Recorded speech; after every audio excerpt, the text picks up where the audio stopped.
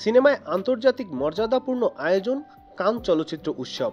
৭৭তম আসরে প্রথমবারের মতো হাজির হয়েছেন বাংলাদেশের জনপ্রিয় অভিনেত্রী আসনা হাবিব ভাবনা।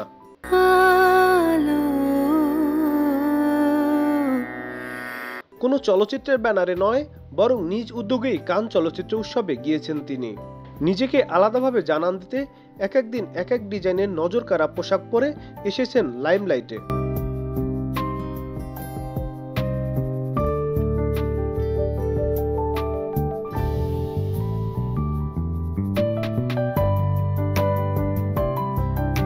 কানে ভিন্ন ভিন্ন লুকে দেখা গেছে ভাবনাকে।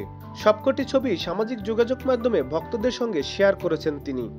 সামাজিক যোগাযোগ মাধ্যমে পোস্ট করা ছবিতে ভাবনার ভিন্ন ভিন্ন লুকে মুগ্ধ হয়েছেন নেটিজেনরাও।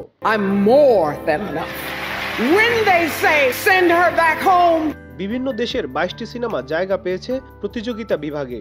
18টি সিনেমা লড়বে আশার্থে রিগার্ডে। 25 মে পুরস্কার বিতরণীর মাধ্যমে পর্দা নামবে এ উৎসবের। Nadim Hasan, channel I.